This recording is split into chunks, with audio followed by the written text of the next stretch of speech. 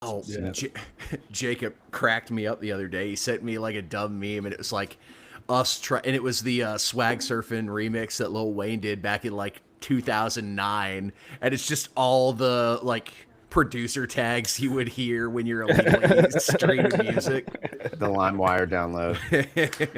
All This right. is a certified hood classic.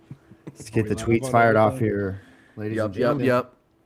Merry Christmas week. We're just a couple days out. Classic. We got some see. football this week, and there's nothing else going on. That's it. That's Yeah, it. just football. That and Vince going to Kroger to buy pastrami. That's the only thing Not that's really a- happening in this city. Damn thing going on. Nothing else. That's it. No other news. All right, well, that'll do. do it. No, kidding. Good show. Kidding. Good show, good show guys. Way to lock in. Baked beans. What's your favorite flavor? We're just gonna go through that and give that a quick rundown, and we'll get out of here. Sure. This might be a dumb question. I'm so sorry. I'm not. I don't really. I guess the different flavors would be what the different baked beans are. Like, what's the You get like hickory smoky? smoke. Okay. That's You what I get I don't know, some with jalapenos. I feel like. thought. Oh, okay. That sounds actually kind of fire.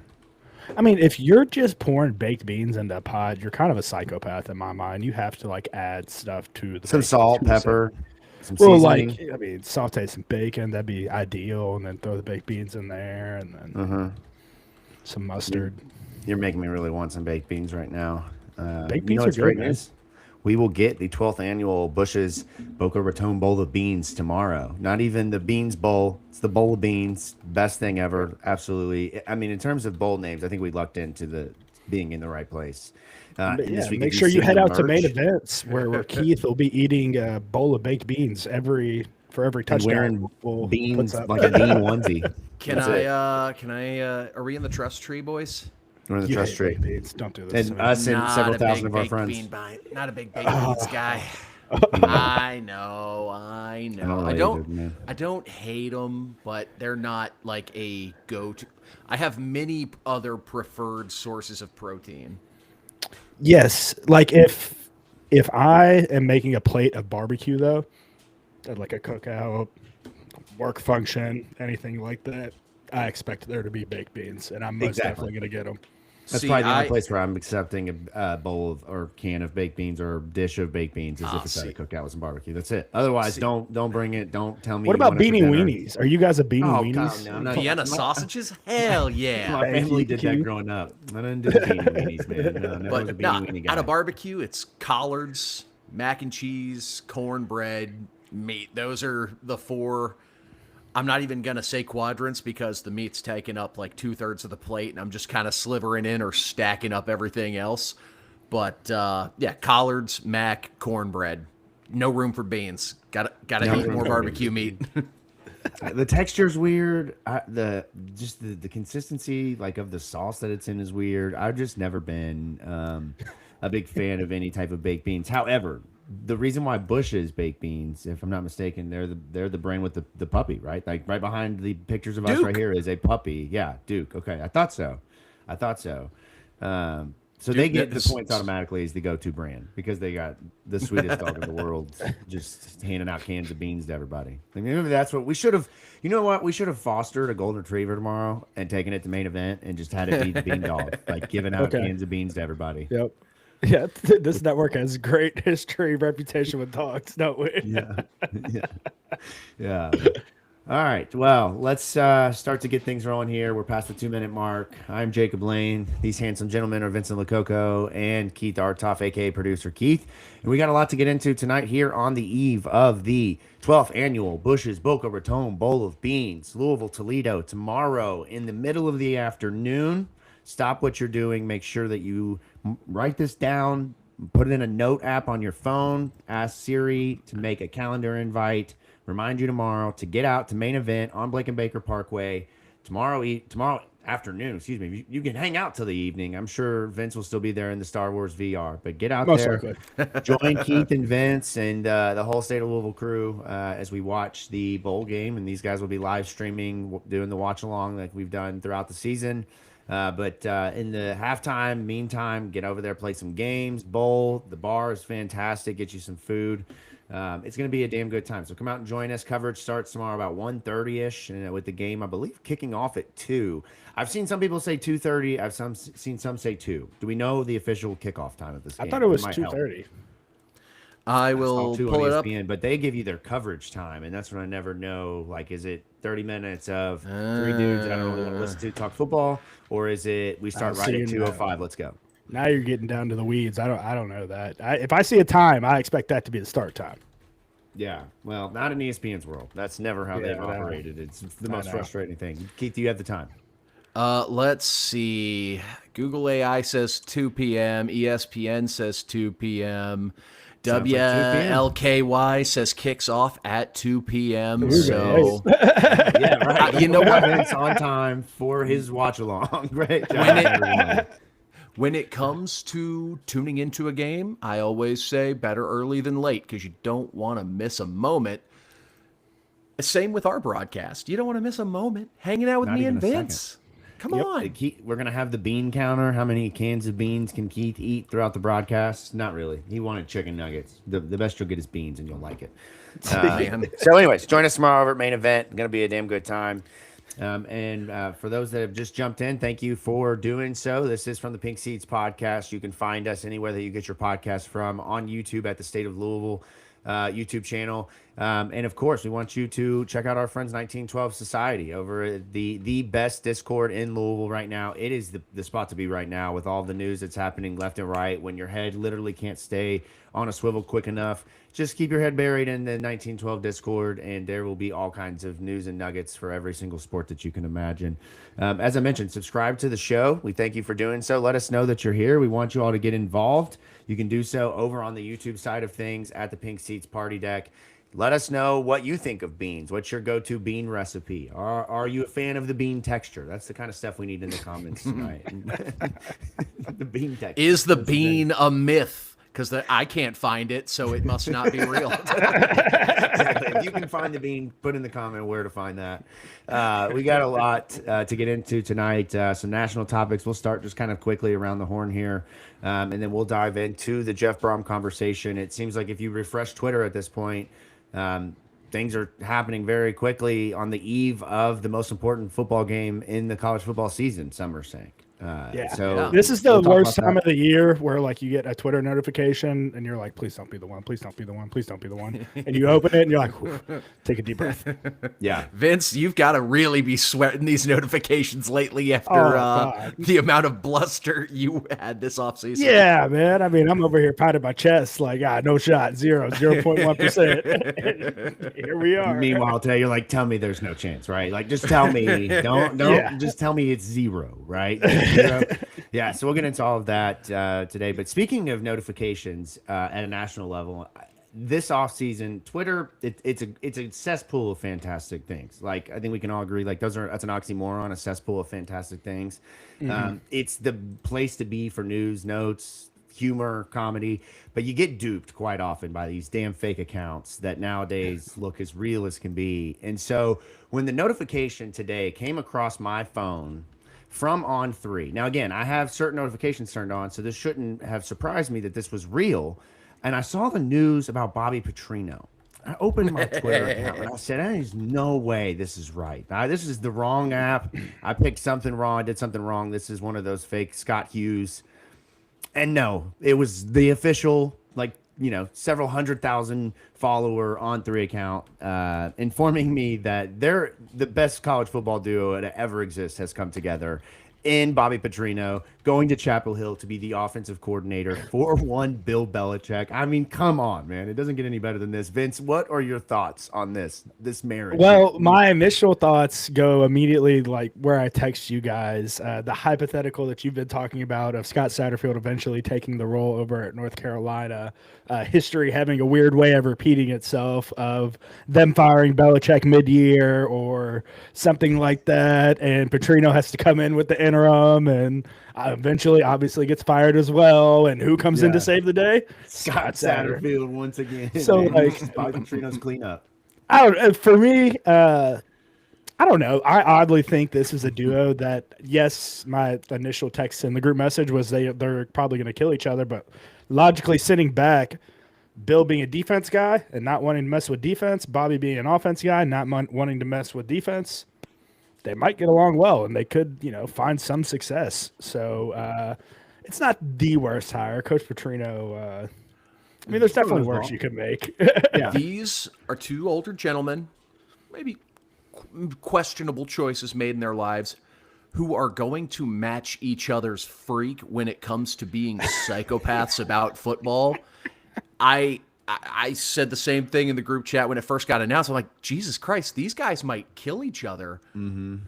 They low-key might actually vibe together really well. I'm not going to rule it out that, like, oh, shit, North Carolina might be cooking something here.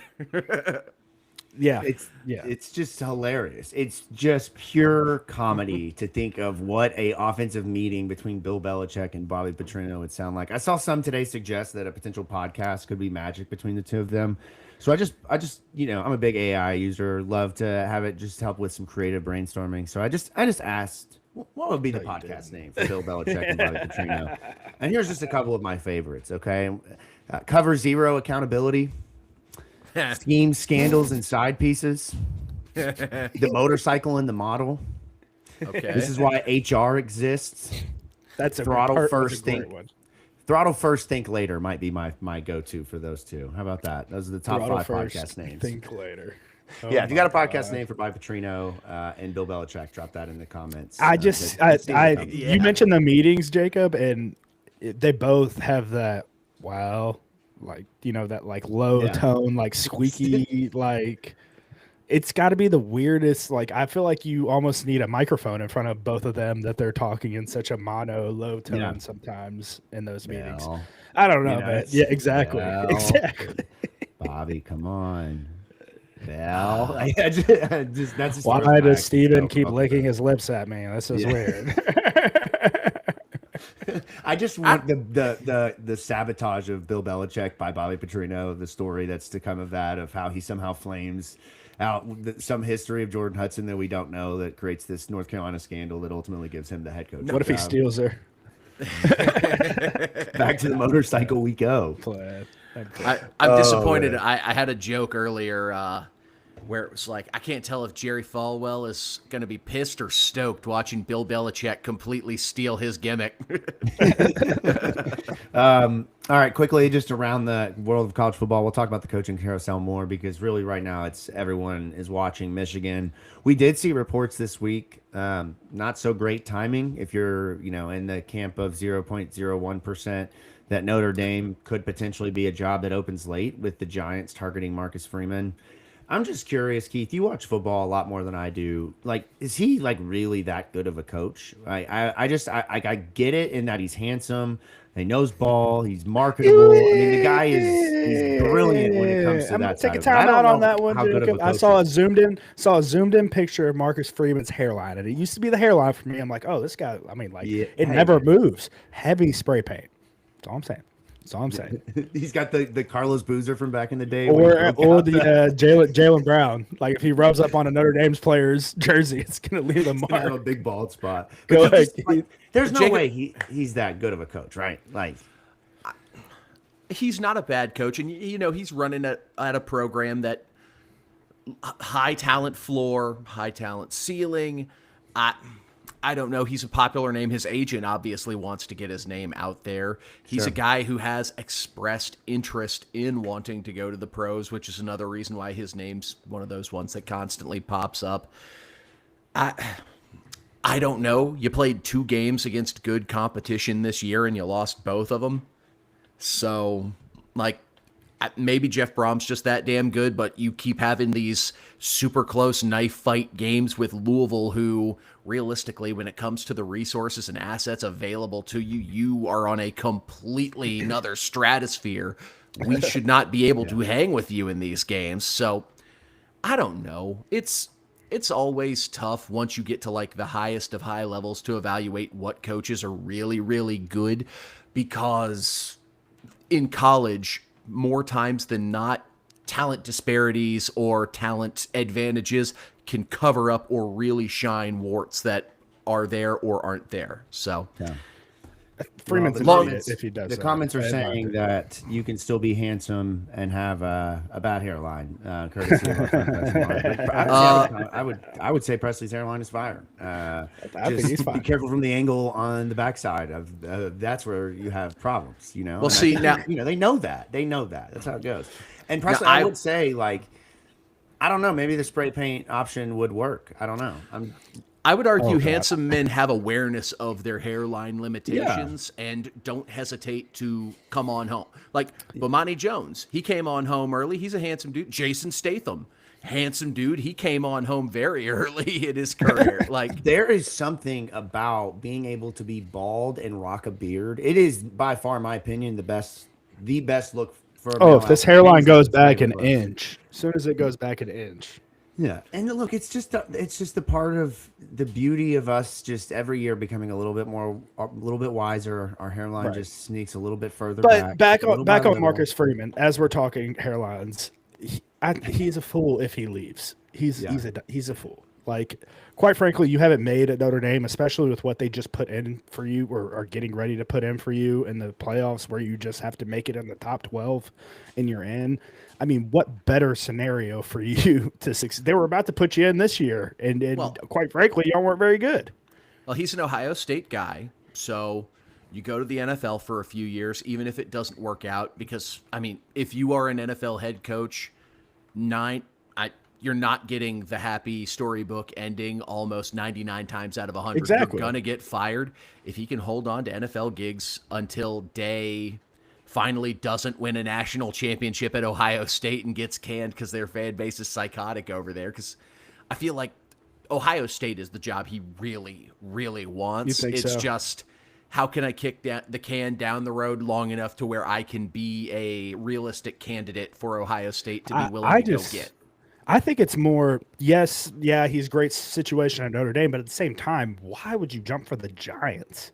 Like, I mean, you're walking into Scatabo coming off of a really serious ankle injury. Don't know if he's going to be the same player. Jackson Dart is getting more concussions than Tua did, Keith, at the height of his career. I mean, it's like you're not walking into the best situation. On top of New York media, would you really want to deal with as a Yankees fan, my expectations are World Series every year. Like, it's just not fun coaching in New York. And why would you not want to coach at the mecca of college football? Spin Zone, you get to be a millionaire living in New York. You're telling me New York looks better than South Bend, Indiana? To a lot of people, yes. So, I mean, it's all about personal wants, personal interests. Like, if that's a particular challenge he wants to take on, I'm not going to blame him for being willing to do it, especially if presented the opportunity. Because nope, I'm going to blame him if he takes if my head coach leaves because he decides to go to the freaking Giants. I'm going to be pissed. I'm going to be pissed, and I'm going to wish nothing but losses on your spin zone. If Jackson Dart, Scattaboo, and Malik Neighbors are healthy, you're walking into possibly one of the best young cores in the NFL. So there is, but I'm with you. I think you stay at Notre Dame, and I think that's what we all are wanting for him to stay at Notre Dame. Just stay there, just for a couple more years. You're good. Don't let that job open. Hold on to it, man. We just put a crybaby role in for you. Like, come on. Man. You all get the cry, and you're in commercials, man. What other freaking head coach in college football is in commercials outside of Amazon documentary? They're on season 2, I think. Yeah, Marcus Freeman is. I mean, he's Speaking of gotten which, coverage in a way head coaches just don't in college football. I mean, you mentioned the documentary, Hulu, Jordan. Please work something out so we could get a UNC documentary next season, just to tie those two segments back together. And the choir and the church said amen. You know? Yep. Amen. That's right. Facts. All right, let's jump ahead here. Let's talk college football coaching carousel. Every week now for about 3 weeks, we've had this same conversation. Insert a different school here. It's been Penn State. It's been now Michigan. If Notre Dame were to open, we've already seen people on Twitter and across the college football fandom world link Jeff Brohm as a name that would fit perfectly at Notre Dame. Let's just start with where we are today, right? How many weeks has it been since Louisville played Kentucky? It's almost been 4 weeks, 3.5 weeks, right? We're sitting at December 22nd. That game was November 30th. This all centers around, where is the paperwork, Josh? Where is the paperwork? That's the question I think most fans have. What are we doing, and what are we waiting for when it comes to an extension for Jeff Brohm? Now, I get it. The season did not go the way that the team and everyone wanted. I understood and understand the investment that was made into the program this year. Whatever roster dollar amount you want to say, they went after at the time a big fish in the portal with Miller Moss at quarterback. Again, debate that with whoever you want, but was one of the top available quarterbacks in the portal last year. They invested heavily in some of the pieces that they had on their roster, and Isaac Brown and Chris Bell and Colin Lacey, brought in Clev Lubin. They invested into the program. Now, is it where other programs did? No, not even close. But it was enough to go in an ACC and compete and win against the Miamis of the world, to win that conference championship and go on to the college football playoff.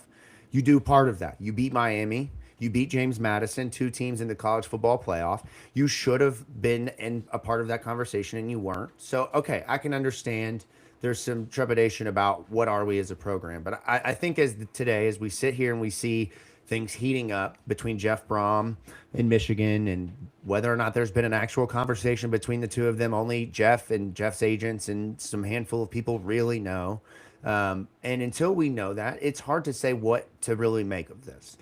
But I do think a lot of the conversation today, from what I've seen, you two have probably been online more than I have. And for our audience watching and commenting, please jump in here with what you all think. But it very much seems today that the shift in conversation has gone to Josh Herb. And I think that it's very interesting where that's gone today and why and what's now coming out. And just to kind of summarize, it seems as if there is I don't want to say even an unwillingness, because I don't even know if that's right, but there's an intrepidation to invest in football the way that other programs are, right? Like SMU, like Keith, give me another random program that's just random, got NIL money. Indiana, great example. Cal. Yeah, just teams out there that are investing in football. And for whatever reason, and I'm not going to sit here and act like I'm an insider and know, but it certainly seems to come around. You hear Mike Rutherford make comments today. I'm not going to put out what, folks have been saying in the boards and other places that, but to summarize that, it seems like there is a lack of willingness to invest resources into this program, like a top 10, 15, 20 program in the country. And that's got to be concerning. And we've talked about this now for 3 years. We joke a lot with Keith because he blames basketball and he, blames everything else besides, where we are in the world of NIL today. And it's in part, it's true. It really is.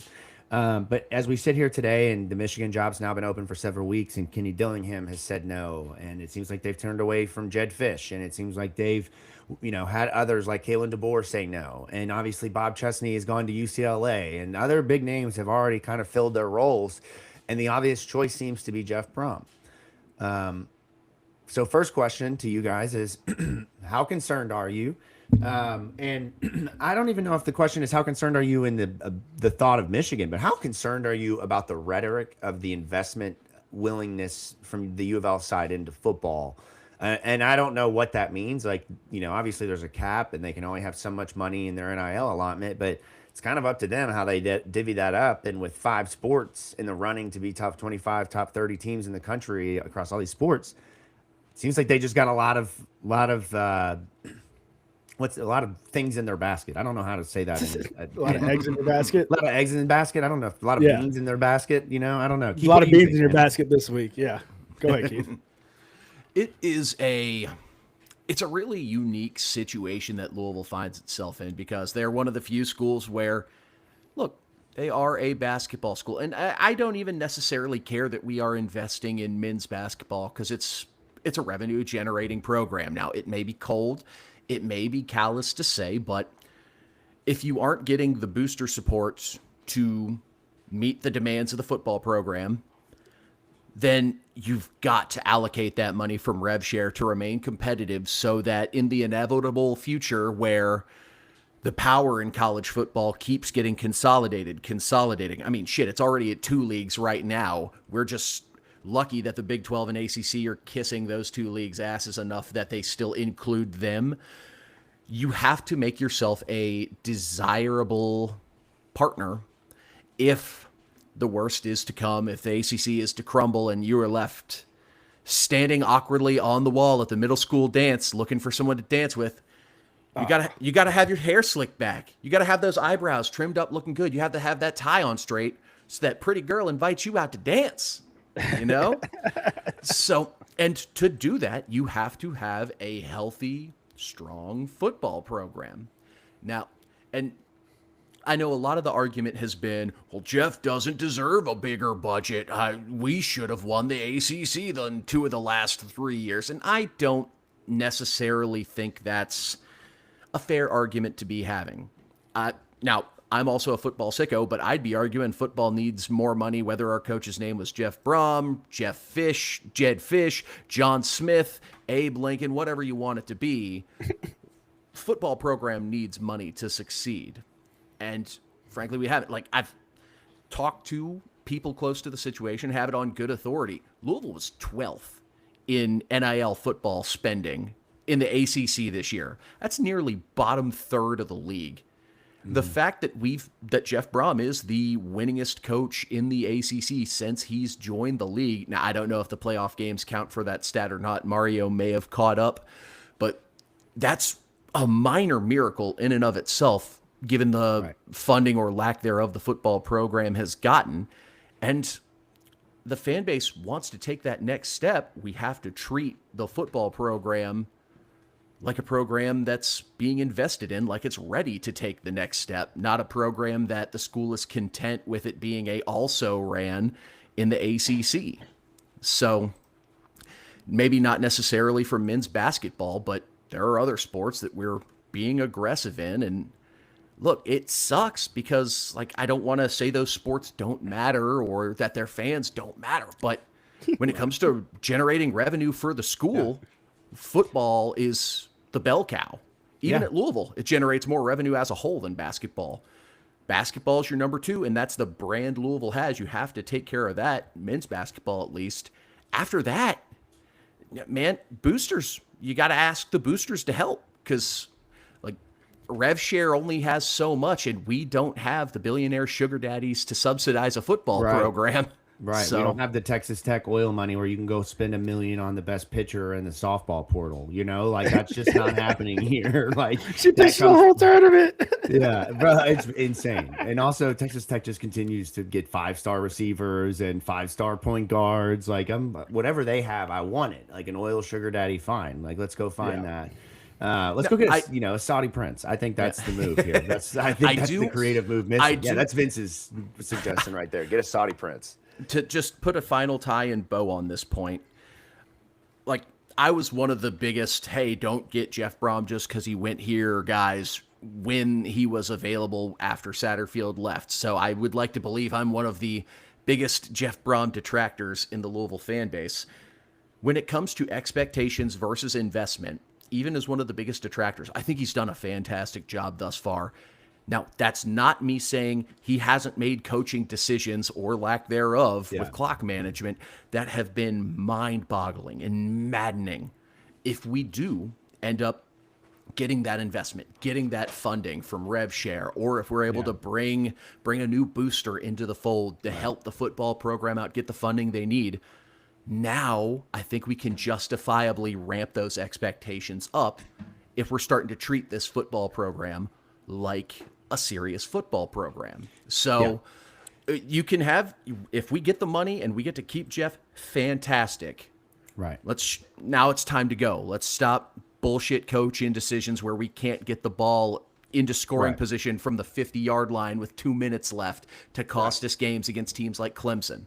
So it just seems like the last 3 years are all the proof that you need that if you invest in the program the way that it should be, like if that 12th in the conference is true, look at what you've done in the first 3 years. You went to the ACC title with Jack Plummer. Like, hello, that in itself is a bit of a miracle considering all things that year with that team, right? All the injuries you had. And then you go into year 2 And what do? You go out and you land a quarterback who now, at the time, of course, it's a different conversation, but now on the other side, Tyler Shuck was one of the best we've had since Lamar, maybe the best since Lamar. And look what he did, and look at where they ended up in the season. And then this year, this is the year, right? You go all in and you proverbially push your chips in the middle of the table, but it's only like half of them. You got the rest of them jammed into your pocket, and you've got your hands clutching it with all the might in the world. But you go all in and you fall short, and you start to ask yourself, is this just what it's going to be no matter how much money we put into it? Or what the logical person says is, look at how close you were. Look at how close you were. And look at where the shortfall was. It was investing in the wrong quarterback for the team. That's simply the wrong. That was the move. The wrong quarterback for this team. Wrong move. And you paid a lot for it. And so maybe this year, get more money and just go out and be smarter. And maybe that's where Josh is like, I don't know if we can do that. I don't know if 8-4 is just what we're going to be all the time. He needs to find a way to do that then. Figure to brainstorm, do whatever you got to do. Bro, team why are we meeting not with the athletic department. Yeah. Figure it the hell out, because why we've is got the Jurich guy. not on the payroll right now as a consultant for Josh Hurd? We've got the guy that can take us to that next step. This is the guy we've always wanted. This is the guy everybody's clamoring for. Exactly. This isn't Bill Smith from Chapel Hill, North Carolina. This is Jeff Brohm. And take a look in the mirror. His money. Take a look in the mirror, Josh. I mean, there is a reason teams like universities like Michigan are knocking down the door for our head football coach. It's because they think with the right resources, he can go win a damn national championship for them. They wouldn't be asking him to come coach for no reason. So just provide him the resources and he can do some magic here, and you'll see what can happen. I mean, what he was able to do with Jack and that team that won 10 games is incredible. And then obviously turning Tyler into what he was. And even this year, just being able to, yes, like Keith said, there were plenty of blunders, but being able to maintain the ship for his, I mean, it could have got rough there for a second this year. Yeah. It could have got really bad. And the fact that we only have 2 guys as of right now opting out of the bowl game is such a testament to and the atmosphere that he's built in that locker room. And only 2 guys that have declared for the portal. Now, we might see that number grow. And one of those guys is going into his last year, or I think he has 2 years of eligibility somehow because of an injury waiver. Yeah.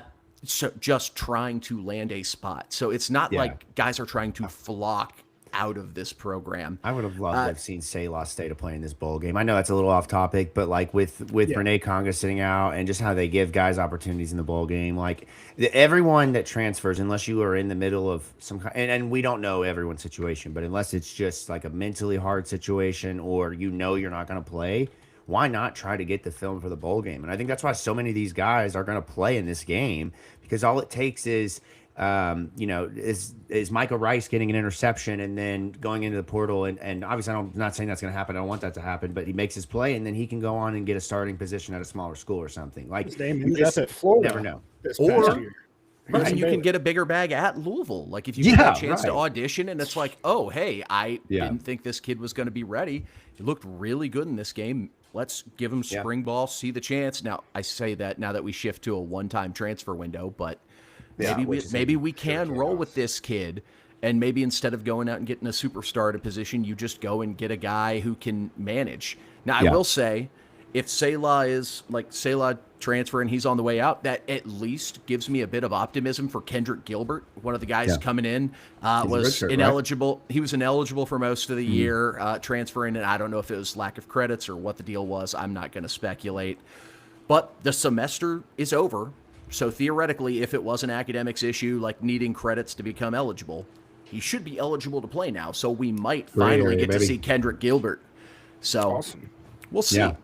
Well, it's a nice little segment. Go ahead, Vet. Sorry, I don't want to cut you off if you got. No, I mean, I had nothing really else to add. It's just it's nice to have everybody asking for your coach, but go away. I'm tired of this. This stress is just too much. And I mean, like, I'm not going to sit here and blame Jeff if he took any of those jobs at the same time. It's frustrating, man.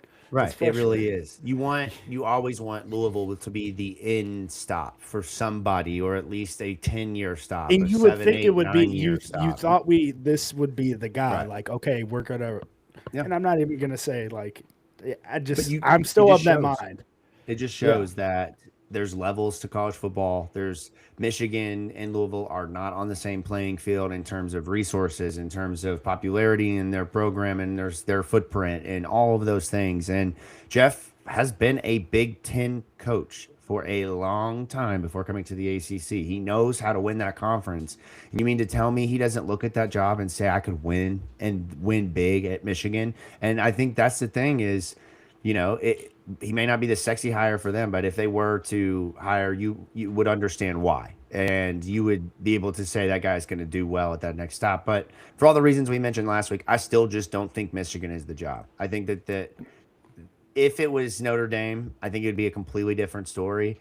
And I guess we'll find out if we go through this again and how quick that ink dries on paper, if the paperwork does come Jeff's way from Josh Hurd with an extension. But it's going to get interesting. And I think this conversation is not going to go away. And Josh is going to continue to have to answer for, are you really going to invest in football, basketball, women's basketball, baseball, and volleyball, and all of the other sports? Louisville's good at women's lacrosse. Louisville is good at softball. Swimming and diving. Swimming and diving. Louisville is great at a lot of sports. And I've been saying, to anyone who will talk NIL with me, that the worst thing that a program can do right now is be good at a lot of sports, because then you got a lot of people coming asking you for more roster money, which detracts from the revenue generators. And I hate to say that, right? Because I love softball pitchers getting $1 million. That's awesome. But I'm not going to lie, I don't want to be the school doing that. Like, I want to see that go to a quarterback or a point guard or, the head coach's fund. I don't care what it is. Especially because there's just levels to it. Especially now that we're seeing, like, the ACC is taking daddy hacks to get significantly better at football quick. I love it, man. Clemson's not going to be on the mat forever. Florida State looks like they're punting on next season. They're not going to be on the mat forever. Yeah. Miami, they won a playoff game. Like, the U might be back, boys. Yeah. North Carolina, they're spinning. Virginia Tech, they just dumped a shit ton of money in their program. That's the one, man. SMU has a printer full of money at there. Cal Berkeley's activating their wealthy boosters to get that football program up and running. Georgia Tech in the metro. Georgia Tech got a metropolis full of super nerdy, wealthy engineers activating that full football program and keeping Brent Key. The ACC is only going to get a hell of a lot harder, and you need We've got money Papa John. to compete. Do a deal with the devil. Do a deal with the devil. Dude, go back to him and just say, hey, man. Say it, Vince. just say it. Say it in solidarity with him. No, you're crazy. I just think it's funny how like the whole Jeff to Notre Dame thing is kind of a basis off of like every Catholic grows up as a small part of a Notre Dame fan, like a small. I had a Notre Dame blanket as a child and like a Notre Dame poster. I feel like every Catholic grows up with a small piece of Notre Dame in their heart. He had one of those. What's this? I should know this, but what's the sign? Play like a champion today. Isn't that what the sign says? I have one. They slap on I have one. Yeah. See, Jeff, on his way to 12 o'clock mass, slap that just for just pure Catholic gains as he's going into mass to be closer to the Lord. I thought it said quit if you don't get your way, but close enough. I mean, come on now, Jeff leading the prayer and like after the games, I just like it seems like his natural fit. But you're right. If we'd be talking about that if he wasn't Trinity Catholic guy here in Louisville, I don't know. I don't know. But there's certain maybe that's what makes Scott Satterfield the perfect candidate for Liberty. He can go coach there, right? Be the face of that faith. Oh man. Yeah. Right. All right. Well, that's enough on Jeff Brohm. For now, he is the coach of Louisville. Tomorrow, he will be the coach of Louisville for the 12th annual. I'm going to read it this way every single time. I'm sorry I have to, unless I deleted it out of the sheet. I think I did. The 12th annual Boca Raton Bowl of Beans. Isn't that what it was? Beans. Quadruple I B. deleted it out of here. Damn it. So let's get in. Let's talk about that. It does seem like there is some good news kind of on Twitter if you're the end of the GIF and eyeball thing. Like there's a lot of that right now. So it's the worst. It's the worst time of year where you're scrolling Twitter, you see eyeballs, you're like, what's going on? You get a DM from a buddy, you're like, oh my God, I hope this isn't the one. Like it is the worst time of the year to have a social media. Yeah. All right. Well, let's turn our eyes to the football that will be played tomorrow, the last game of the year, the last time we will preview a game until spring. It is the 12th annual Boca Raton Bowls of Beans tomorrow against Toledo And I was going to say to that conversation about like teams that are no joke to like mess with, that, one of the teams that's been down this year that was really good last year was Syracuse. And Syracuse is relevant in this conversation because Syracuse just hired Toledo's defensive coordinator. And when you look at this Toledo team and you look at their defensive stats, you look at it and you say, holy God, what have they been doing all year long? Because that is nuts. I mean, they are top 10 in nearly every statistical category across the defensive landscape, from total defense, rushing defense, passing yards allowed. And they have been a very competitive team this year. I believe, what was the record 8-4 this year, with losses to UK, Western Michigan, Bowling Green, and then Washington State. But in their wins this year, in their 8 wins, they allowed, listen to this, okay? Points allowed in those 8 wins: 3, 10, 3, 3, 9, and 3. This is a defense that can absolutely get after it. Now, they have taken a hit. They're going to have some opt-outs in this game defensively. 3 of their better defensive players. We'll talk about all of that. But this is a mid-major opponent. You think to yourself, this should be cakewalk. And maybe it will be. But for Louisville, they will walk in and play a team that's formidable on both sides of the ball, that's been competitive all year long, that has pitched a shutout, that's had a lot of points scored, and they've got some really nice pieces that have transferred in or come from different places. And despite no Jason Candle, they do have arguably the coach that we need to know more about. We've got to be asking more about Wiener. Bob Wiener, the head coach. Yes, please go for it. Ask me about Bob Wiener. There it is. Bob Wiener, the head coach of Toledo, in the Bean Bowl. Will Wiener find the bean? That's the headline in this one. Throughout. Bean is a myth. But Louisville looks to be getting a little bit healthier. I just saw on Twitter that Mike Rutherford hinted and alluded to the fact that we may see Isaac Brown and Kewan Brown tomorrow in some capacity. Please. It's been quite some time since we've seen Isaac Brown. Let me see if I can quickly do this on the fly. It has been since the California game that no. It's been since the Virginia Tech game. Yes, that's where he got hurt. Virginia Tech did not return in that one. Did not play for the final 4 games of the year. Kewan Brown didn't play against Kentucky, I believe, was out there for it was Duke Watson against SMU. So it was out for SMU and Kentucky after that big Clemson game. So there is a big spark. You combine that with what we saw against Kentucky with Braxton Jennings and Sean Boykins. We'll see about Colin Lacey. I haven't seen that he's out. I haven't seen that he's in. I don't really know what's going on, but that's a guy who showed you before. I assume no news is good news with that, with all that stuff. Right. No bowl. There will be no injury report, I assume, for this one. So we will know nothing until this one is about to kick off the true Jeff Brohm style. But if you get a little bit healthier at running back, obviously no Chris Bell.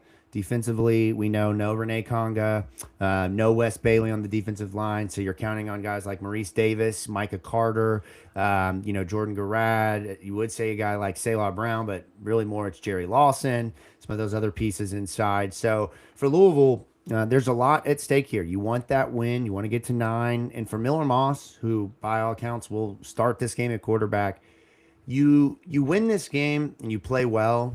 And you're certainly never going to be a quarterback that fans think back to and say, man, I'd love to have Miller Moss back in the program. But I think he can really get some brownie points and finish with a very 100%. Respectable career tomorrow if he's able to go out there, put everything aside, and just play his best game. Yeah, just go out there and have a good day, and you can honestly, the people will look back at when it's all said and done 5 years down the road, people, it won't be as big of a blip or a big deal in a lot of ways, because hopefully Jeff Brohm stayed and we've won a national championship by then. That's right. Go ahead, Keith. I mean, he did the hard part. Josh. A 9-win season, you beat the brakes off of Kentucky. You actually had, I'm not going to say a great game, you had a good game against Kentucky. The specifics will eventually fade with time. I know we have compared him to Jack Plummer an unfair amount of times this season. Even Jack Plummer's performances, those will fade with time, so where you won't remember the specifics, and it'll be, oh yeah, we won 10 games. God, sucked the way that year ended, but all in all, it was a fun season. And I think that being a ceiling on his time at Louisville as a 1-year mercenary transfer quarterback. You know what? Missionary works too. He's spreading the good word of West Coast football to Vince Lococo. Right. Confirming the good word of West Coast football. So I think that at least at this point, that's a fine ceiling to strive for and to reach. So, and there's nothing better at the end of the game seeing that picture like last year where Jeff's arm was around Harrison Bailey, and it was like, the accomplished look, like we did it. Into this, it's just nothing better than ending your season on a high note. I mean, that young man a bag. Exactly. I've been in rooms where like you lose bowl games, and I've been in ones where you win. And if you win, you'd think you just won the national championship. And obviously, if you lose, it sucks because you're looking at a lot of guys that are never going to put the pads on again. You think in high school, whenever you have that last game, and you look at your buddies, and it's the last time. You guys grew up together, and last time you'll play the game with them. But it dwindles down even smaller in college because you're part of that 5%, whatever the percentage is of high school athletes that make it to Division I. So it dwindles down, and you've bled, you sweat, you've cried with these guys, and it sucks losing any bowl game. So I mean, you really want to go and end on a high note for these seniors and for us fan bases too. Also, just 9-5 9-4 looks so much better than 8-5. So much better. It looks so much better. Jacob versus the mute button. Oh no! Sorry. Trying to get the we got an 8-year-old awake in here, trying to navigate that because we all know this microphone for some reason picks up every sound within the general 15 feet around me. But I will say, speaking of 8-year-olds, I'm on Twitter and we have made an 8-year-old cry tonight, guys. Oh no! I saw that. I mean, my face normally does that. Right. Yeah. Nobody accused us of ever having, TV looks. We're more radio guys, right? But dead serious, 7-year-old Ellie saw this and started crying because your friends are looking at me. Ellie, we're really sorry. We won't look at you anymore. We'll all look this way for the rest of the show. It's your dad's fault for having us on the TV. I mean, well, shout out to your dad for having us on the TV. Everyone could stand to be a little bit more like Dad Presley over here by having us on their TV. And you can subscribe right below with your remote by watching us on your TV, and you'll get more great content. Check us out in this beautiful Kearns Corner digital studio. That's right. And if you're, they sent us to the beach. Look at this. Yeah, man. I know there's a dog behind us. I don't know how to change the layout on the fly here, but there's the Bush's Baked Beans dog behind us, and it's adorable with the helmets. It's great. But the sand, it's making me really want to go to Boca Raton. Really, really, really, really sad that we couldn't deliver a can of beans to Boca, guys. I mean, it's disappointing. We could have gotten for free content. I know. We won't give any secrets away in case we someday go back to the Boca Raton Bowl, but there was content to be had. So going back to this game, though, I mean, for Louisville, it really is go out there, take care of business. Don't underestimate the opponent, but this is a team that lost to Bowling Green. You handled them pretty easily this season. Now, I'm not saying this is where you beat a team and then they beat someone else. Transitive property, right? But that's how I look at it. I mean, if it's two, what if it's two? What if it's Bowling Green? And they lost to Bowling Green and Kentucky. We got to believe in it. That's true. Yeah. Now, Spin Zone. I don't know about you all. Did you all watch the bowl game? Western Michigan just kicked the absolute dog piss out of Kennesaw. I saw some clips. Yeah, I saw some clips. They had a rock fight with Western Michigan. That was one of their losses, and they lost 14-13. They held that offense to 14 points. So yeah, I mean, again, you see, if you're a sicko like Keith, this is no joke of a Toledo defense, and they're not bad offensively too. Again, I mentioned some of the transfers that come in. Keith, help me out. We all know that names are not my strength here. I'm going to go Chip Terranium just because I think that sounds cool, but we all know that's not right. Yeah, I don't know exactly. Tranium? Is that right? Did I get that? I think it's Tranum or Tranum, okay. But now, he didn't. I spelled that right for sure. You did. Originally, I think he went to Georgia, transferred to Kentucky, didn't see a lot of playing time there. I think he's at Ohio State, if I'm not mistaken. Ohio State. That's Ohio State. Yeah. One of those red schools that has a lot of money.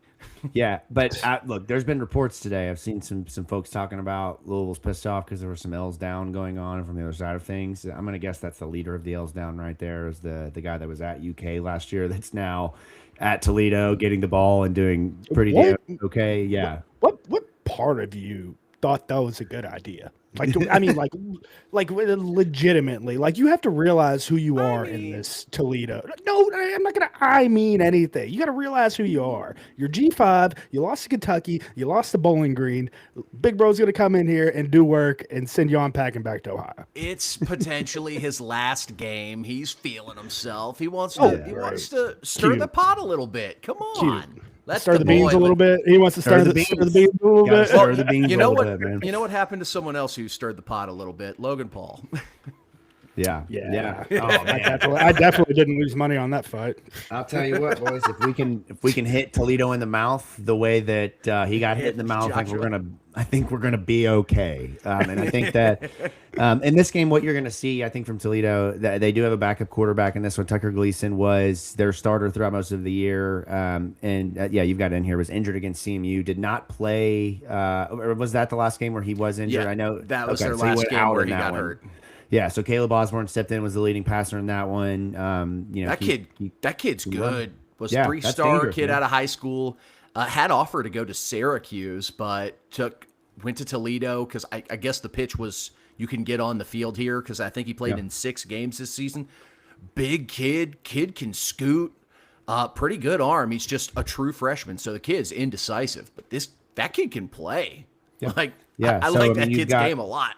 You've got a running quarterback, or at least a dual threat quarterback, and then you've got a duo of running backs in Trip Trananium. We're going to call him something different every time at this point. And then Kenji Christian.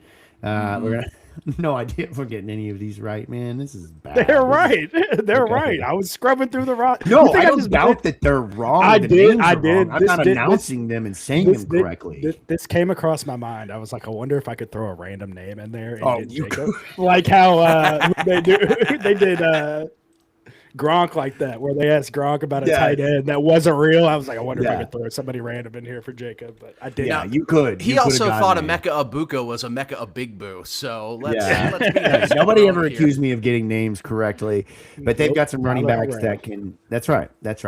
It gets worse. I promise you, that's not the worst one. But you've got 2 running backs that you can give the ball to, and you feel comfortable that you can stay ahead of the sticks and that you can continue to move the ball. And then when you've got a guy like Caleb Osborne, you want to set him up to be able to keep Louisville on their toes, to where they have to expect the run and the pass. And I think this season, against some of these running quarterbacks, we saw how vulnerable Louisville can be. And when you have arguably your top defensive lineman, interior lineman is out, your top one of your top edge rushers, defensive ends is out, then your defense now has got 2 guys that normally aren't out there as many snaps, trying to communicate, trying to make sure ahead of time that they're checking their, what they see from him and what he's doing, and when they're bringing motion and all these things. And so it presents certainly some challenges. And while Toledo lost a lot of their staff, not many of them, I believe, Keith, have come on the offensive side. Most of the staff that followed Jason Candle to UConn was on the defensive side of the ball.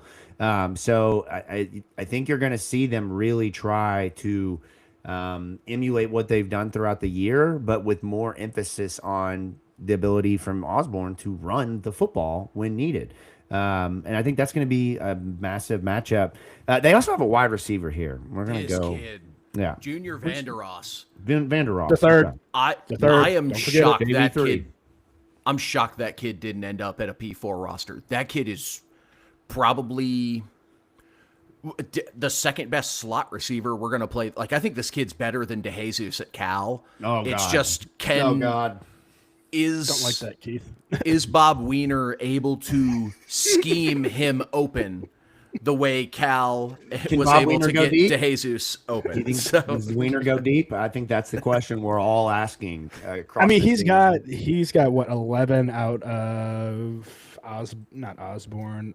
Gleason's 21. Yeah. 21. I mean, it's pretty big. And the drop off when you look at their touchdown receptions is kind of, everybody else is in like the 2-3 range. It's pretty weird. Like, the only reason I don't think that Toledo is just going to be completely one-dimensional, read option, bleed the clock offense. One of the only reasons is because Vandeross is way too talented. Right. You've got to come up with creative ways to get the ball in this kid's hands. Right. He's too good to ignore. Like, this kid's a problem. Yeah. And now, look, Jacob, you mentioned the younger AJ Green, Micah Carter having to take a role since Wes Bailey is deciding not to play in the bowl game. Or is he hurt, or is he not? Is he deciding not to play? I know He I'm was not going to banged. comment.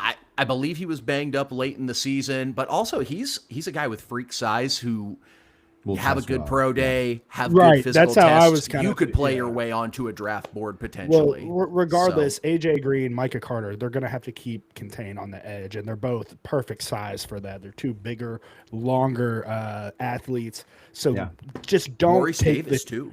Maurice. Yep, just don't take the cheese. The cheese being the inside that Yeah. could potentially be there from a tackle over kick setting or something like that. Because if you lose contain against this guy, that's how you start getting beat, and you're putting your linebackers in shitty positions. Yeah, and the linebackers will be huge in this one. You should have the full group of guys ready to go. I know they kept Stanquin out of the UK game to preserve the red shirt. That's obviously not a part of this. I love that he will play in this game, presumably, as long as he's healthy. We don't know what's to come after this season. We've obviously seen how Louisville has handled injured players from a portal standpoint. We've watched Amari Johnson, Jared Dawson, some of these other guys get injured and move on.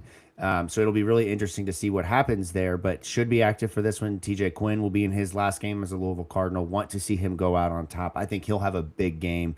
But then TJ Capers, Caleb Perry, it's time for, hopefully get some snaps for Trent Carter, some of these other linebackers out there, a Caleb Matlow. Like, let's start to see what the future looks like in doses. And I hope that those guys will step up to the plate. But I am telling you now, I wrote this down at the bottom of the sheet before Keith mentioned it, but my prediction, this is the Maurice Davis breakout game. I think he gets a sack, maybe a TFL or two. He's consistently kind of popped up on the stat sheet late in the season with tackles. And I'm like, I don't remember watching him. And I go back and then I'm like, oh, there he is. Like that, like I didn't see it at the time, but that's 97 out there. Like that kid can play. And I think with Clev double team, they're going to go hard after Clev Lubin in this one, man. For Maurice Davis, for Micah Carter, whoever it is, somebody needs to show, guys, you don't need to go out and spend a bunch of money on a defensive end to take this spot. I got it. I agree with. Go ahead, Keith. Go ahead. I was going to say, I'm also curious about that matchup because I believe it's right tackle Stephen Gales. He's playing for Toledo in the bowl game, but he has announced his intent to hit the transfer portal. Maybe you're a little extra cautious out there to not hurt yourself if you know you're going to be a free agent here after 24 hours is up. Maybe you just try to cruise control, and if you give up a sack in a bowl game to a dude who's a PFF All-American, it's one bad rep. He's a running quarterback. He should have avoided the sack. He's a running quarterback. That's not my problem. That's his problem. Go ahead, Vince. Go ahead. I was going to say, I say it almost every year. We've been participating in bowl games that people have a way of stepping up. I mentioned Kane Pass and Devontae Pete and the Music City Bowl I was a part of. There was a linebacker too, another TJ Hull. That's a name. Yeah, TJ Hull. Had a phenomenal game in that Music City Bowl. And people, the bowl games, because it's like I mentioned, it's the last game for a lot of guys. They have a weird way of bringing out unique opportunities for seniors and people to make plays. So, I'm going to bank on this being a TJ Quinn day. I think the football gods are going to bless, in this day and age, a kid that's stuck it out for 5 years at one school. They're gonna bless him with a day. They're gonna do it. Yeah, I promise. Sorry, we're both laughing at the same thing. Go ahead and throw that up on the screen. The loser takes Penny Boone home. They claim it's the alumni tomorrow. If you lose, Penny Boone is yours. That's mean. That's a good one, Presley. You think he's sitting there on the couch like what's his name from Dodgeball with the chips? Yeah. Like, Yeah, right at the end. Exactly. I thought we buried the hatchet with him. Like he kind of put a hand up and took some accountability last year. Come on, let's be nice to Penny Boone. But in the bowl game, at this point, you can go back every year, and I would have to. This is a fun exercise. I would have to do it in a time that would make it good content, and not just live on the air right now. But you could probably identify every year one guy who had that game, that moment, and maybe it's a couple of guys, and it looks a little different. Harrison Bailey last year at quarterback, obviously had the interception, but for the most part played pretty Antonio well. Watts, I thought, had a that's what I was gonna say. Had that was his coming out moment. That play the sack in the first half, and then he comes out in the second or in the final play on the 2-point conversion and swats it away. And that really sets him up for the year that he had this year to be a team captain. And so for a guy like TJ Capers, for a guy like On the defensive line, somebody like we mentioned, like AJ Green, Clev Lubin is obviously already kind of supplanted, but you could see guys step into what their role will be next year, with more opportunity with some of these guys, portaling or graduating. So let's turn our attention to the other side of the ball for Toledo. I mentioned at the beginning of the show that Toledo's defense is just absolutely stout in terms of what they've put on tape and how they've performed this year. No one has scored more than 28 points on Toledo this year, if I'm not mistaken. And in their games or in their conference wins this year, they allowed 3 points, 10 points, 3 points, 3 points, 9 points, and 3 points. Their defense was the number 2 ranked defense in the country. Their rushing defense was the number 8th ranked rushing defense, number 7 passing defense, number 4 scoring defense, top 10 in third down percentage, top 5 in red zone defense. They're not very great. They're not a great team. They're good, but not great at turning you over, and they are good, not great at getting after the quarterback. So really, they are just we're getting you 3 and out. Like you're getting a yard here, 3 yards here, and then you're on a 3rd and long, and it's just we're clocking in. It's too easy.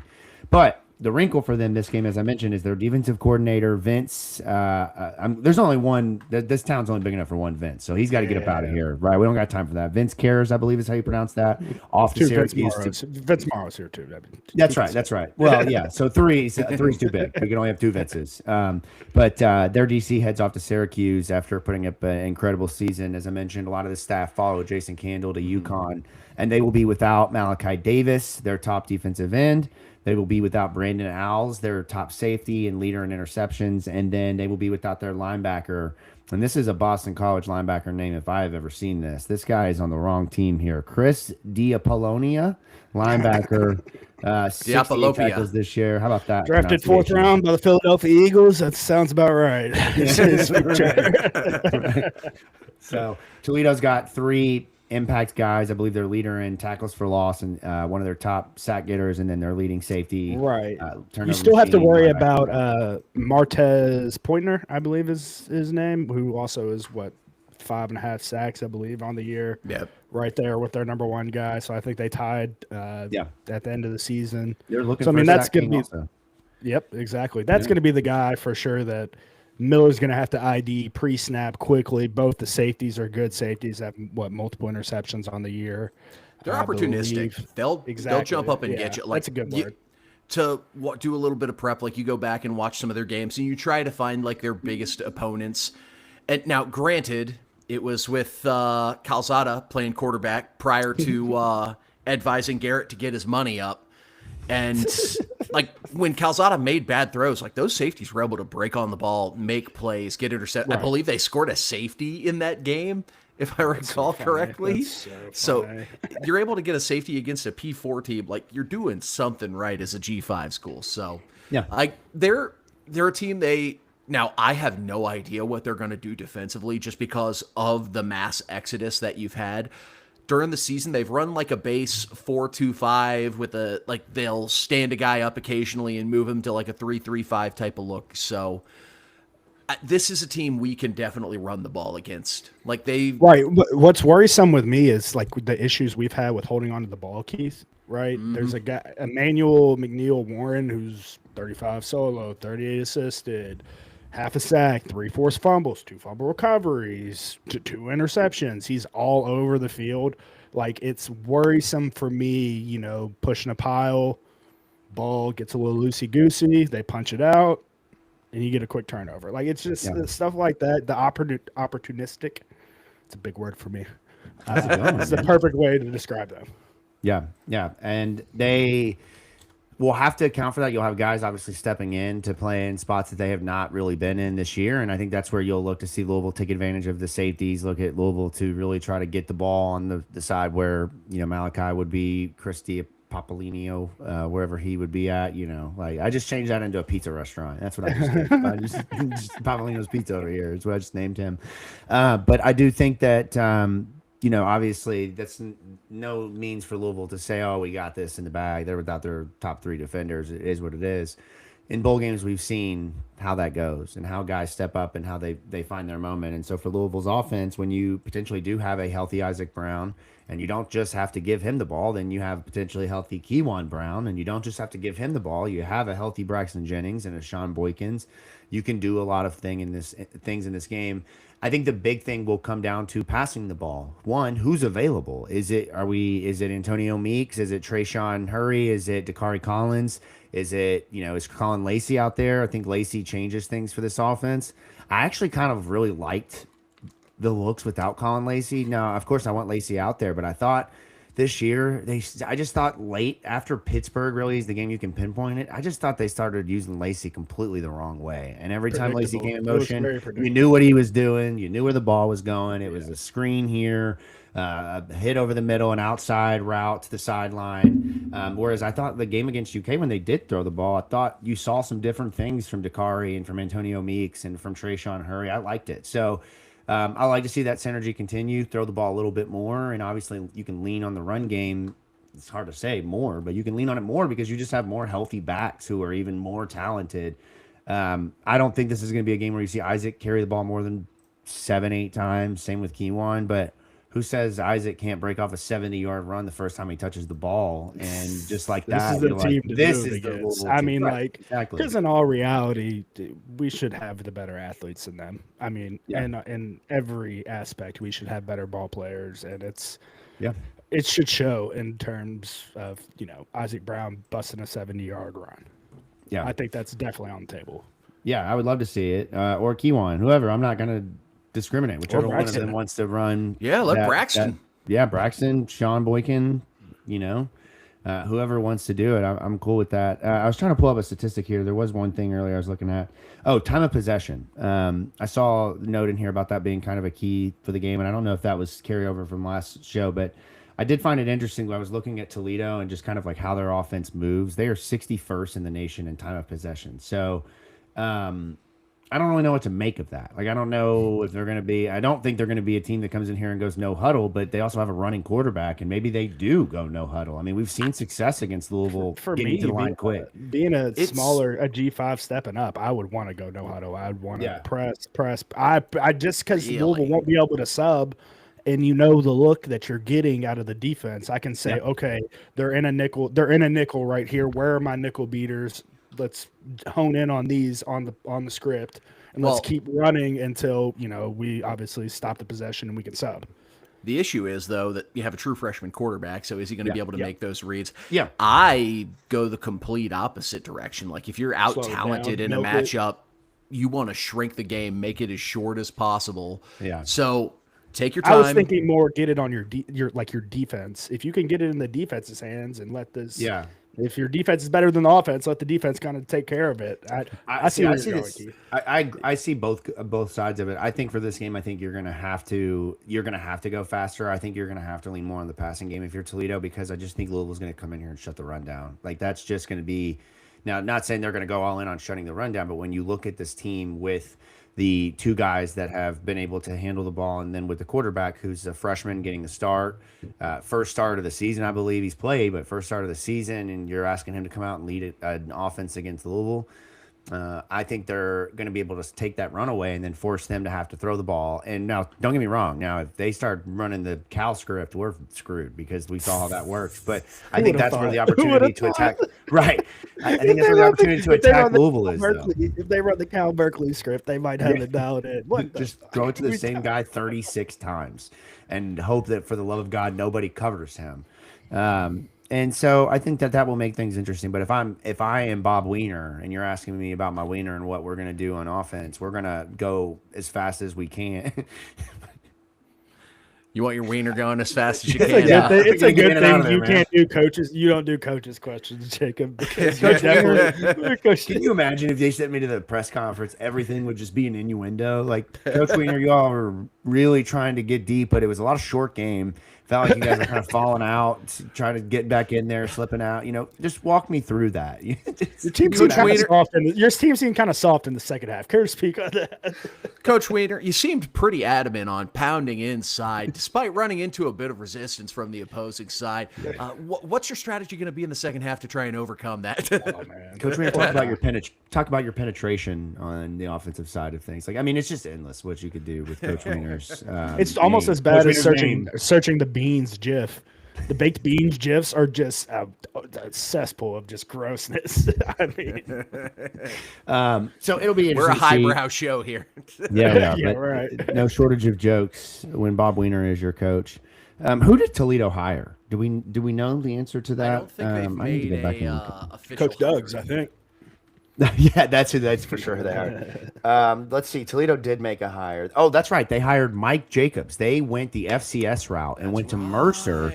And the best thing, this is one of my favorite. That sounds like an automatic generated name from Will like college football. Mike Jacobs for Mercer. But one of my favorite things about this staff, now this is my first year like really keeping up with the coaching carousel. You asked me who cares about this. Nobody does. I'm just curious myself. But Mike Jacobs coming from Mercer has hired 2 other FCS head coaches to be on his staff. You're talking about 3 head coaches joining his program. I think that's pretty cool. No matter what level you're at. I love seeing guys being able to come up from the FCS level and get an opportunity. But he won't get that opportunity this weekend because of big Coach Wiener.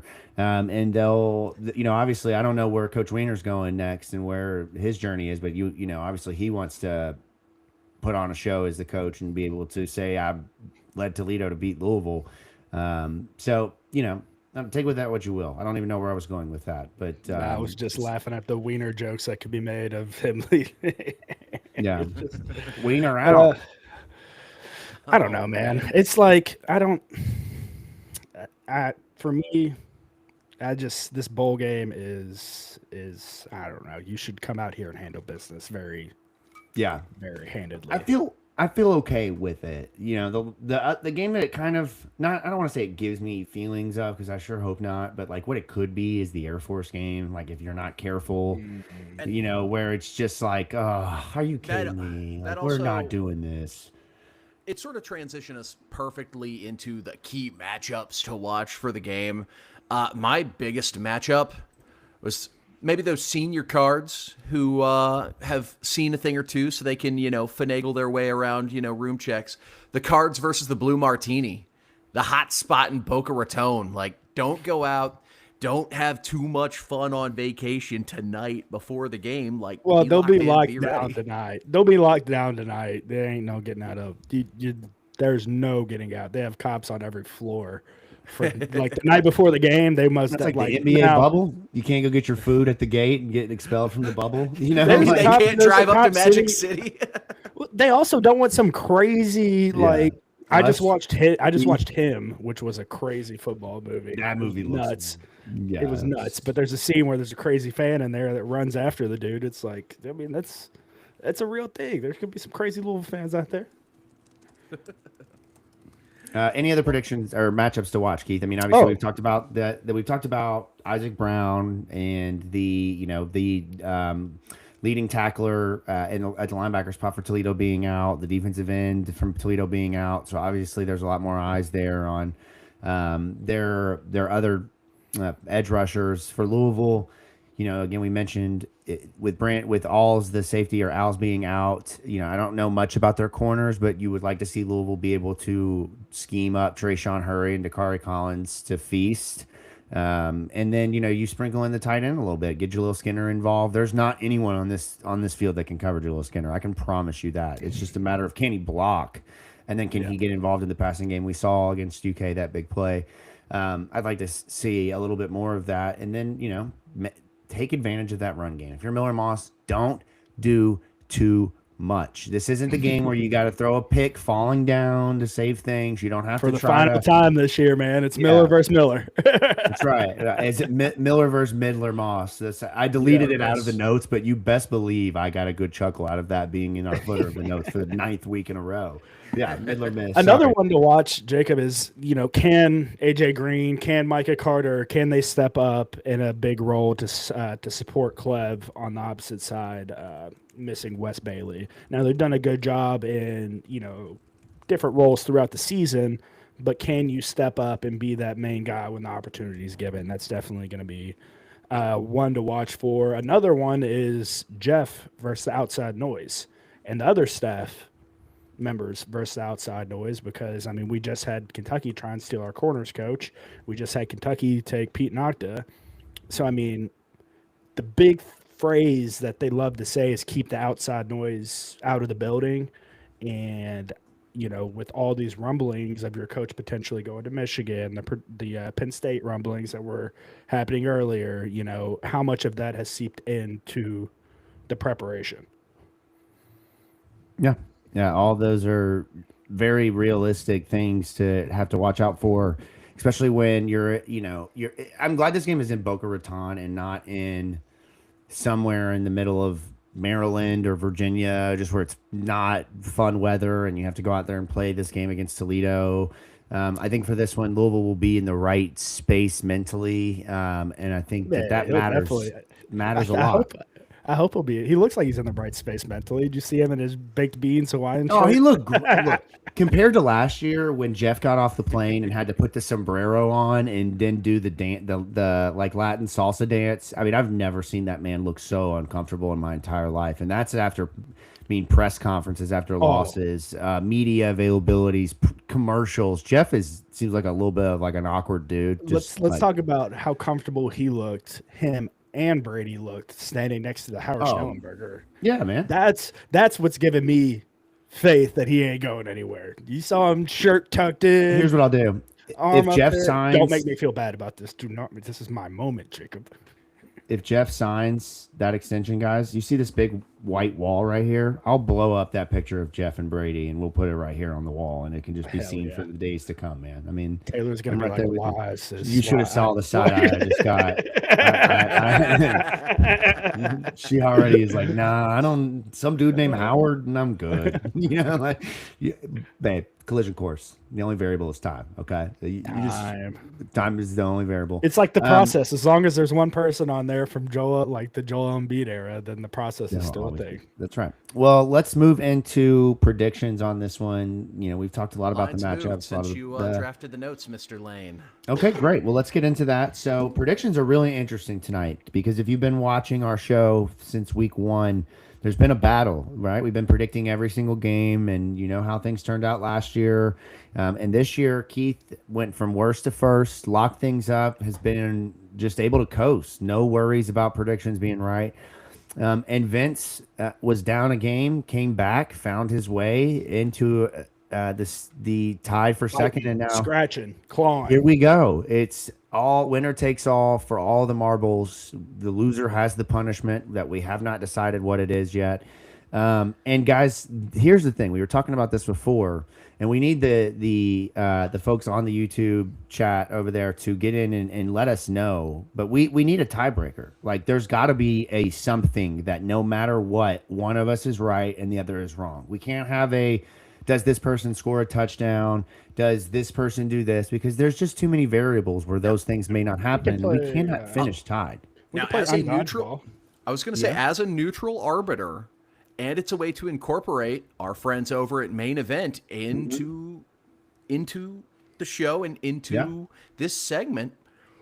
It might not be tomorrow because I know have difficult, like Jacob has not been in the branding for the watch party because Jacob unfortunately has the busiest time of responsible and can't skip work. I got like 6 or 7 hours of Facebook campaigns to set up tomorrow. But it's unreal, guys. But we can set up an opportunity potentially to join our folks over at Main Event and have Vince and Jacob compete in either 1 or 3 potential feats of skill and dexterity. Yeah, I would love a triathlon. Let's do it. Or arcade games and have them determine the winner between the two that way.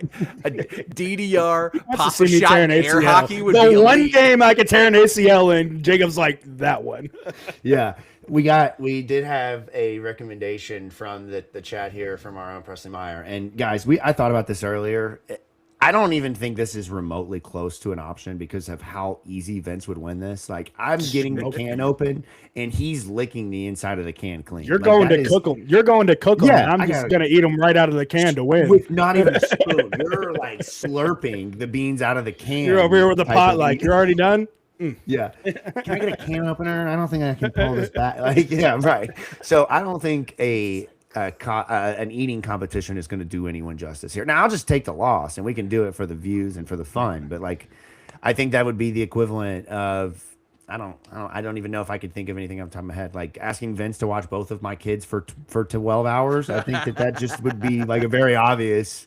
Vince is going to lose. I'm going to win that battle. That's what we do. Vince eats cans with beans in them all the time, probably. Like, I don't think that's an issue for him. So let us know what you think. I do like the idea of some bowling, DDR, and air hockey. I think that's a great triathlon for. Dude, you can't play that basketball game there, the like NBA Jam-esque game they have right next to the food court. That Presley and I were playing. It's like designed for nobody to win. We went into like 5 overtimes.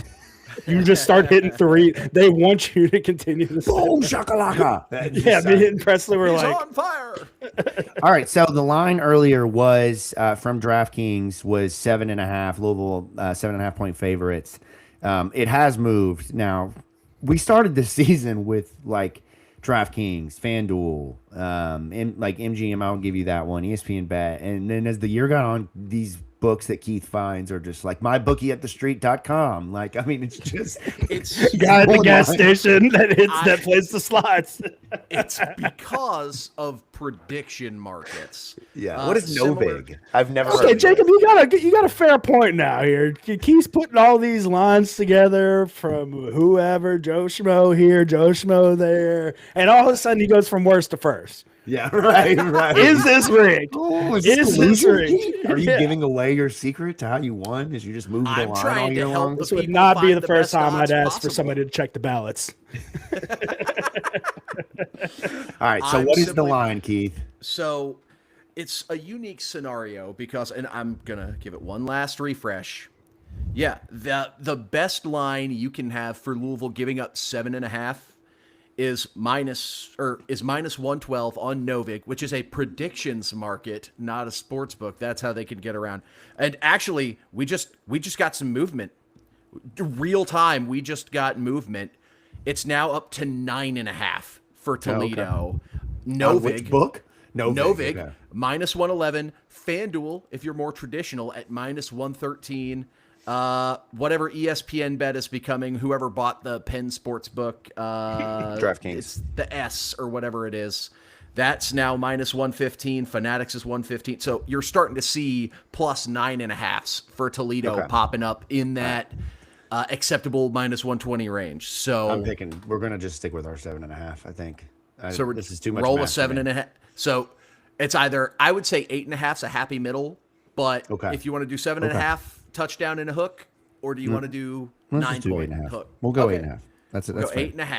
Okay. It doesn't matter. I think that I could tell you this. It doesn't matter if that was 8.5 or 48.5. I think that where both of us were picking this game. So I don't think it really matters. To be quite honest with you, I'll go first. This is why we couldn't just pick the game because I'm sorry. I'm not taking Toledo plus 8.5. Like I thought about it. I tried and I thought through like how could it? I don't want to root for that. I don't care to have last place. Just like I'd rather be in last place and get a win than be in second place having picked Toledo to cover. I don't know. Feels weird. I'm going all in on the cards. 8.5, 9.5, 50.5, 70.5, Bob Wiener and a half. It doesn't matter. Cards by 90. See, what separates you and I is I still pick that when it's like Ole Miss. Or when it's Notre Dame.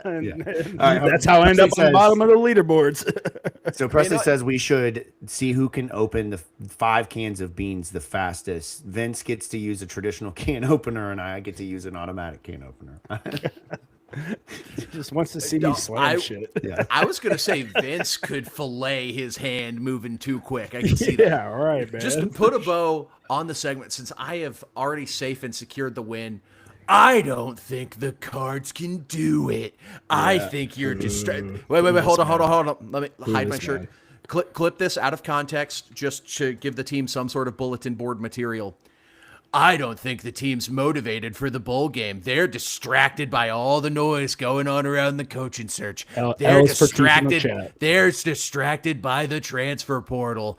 I'm taking Wieners Rockets plus 8.5. Jesus. I'm going Cards for sure. God bless.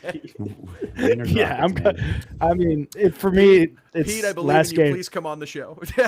Yes, right. It's the last game of the year. You want to send the seniors out on a high note. What better team to play than Toledo, in my opinion, a team that you can just really get a good beat down on. I feel really good about this, especially with the news of potentially Isaac Brown playing and Kiwan playing potentially. Some other potential good news. Yeah. Yeah. So just get the deal done, Josh. I'm tired of all this. Tired of it. Get it done, Josh. Take all the money from every sport and just give it to football. If you need me to cut off a pinky to get more NIL money, I'll do it. Tell you what, I have a Tyler Shuck NFL Rookie of the Year ticket that I didn't give up on when he wasn't named the starter. I'm still holding on to it. Few more weeks, if the Saints keep winning games, that could turn into a winner. If that hits, I'm in for a nice little payday. I'll throw some money to Louisville's way. I'll throw a little money that way. I didn't buy a $75 cup at the stadium today for us not to have, or for that stadium this year for us not to have that NIL. Right? I mean, come on, man. Come on. You just paid Miller's part back all year long with those cups. That's all that was. I paid Miller's parking tickets with that. Yeah, right. All right. Well, that'll do it here from the Pink Seats podcast. Jacob Lane, Vince the Coco, producer Keith. Again, we encourage you to come out tomorrow in person at Main Event on Blake and Baker Parkway.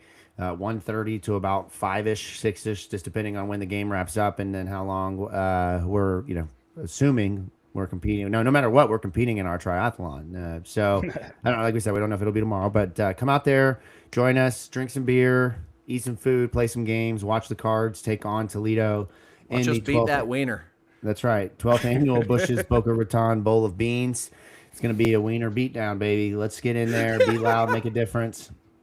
And subscribe to the show from the Pink Seats podcast, anywhere you get your content from, your podcast from. Subscribe on YouTube. Follow us on Instagram. Follow the guys on Twitter. You can see the Twitter handles here. Was that a good one? Wiener beat down in a bowl of beans. Yeah, it's pretty good, man. That's the episode title. Beat the wiener. All right, guys. We'll get out of here on that. Thank you all for tuning in. It's been a great time, and we'll see you tomorrow either at Main Event or join us on X. Oh my God, I just did the on X thing. I'm sorry. On Twitter. Got to wash my mouth out with soap now after that. And then, of course, on YouTube, get in there and interact with the guys. And, there's no telling who will be on the streams tomorrow. So check us out. We'll see you then. Until that, ladies and gentlemen. Go Cards! Go Cards. See you tomorrow. Go Cards.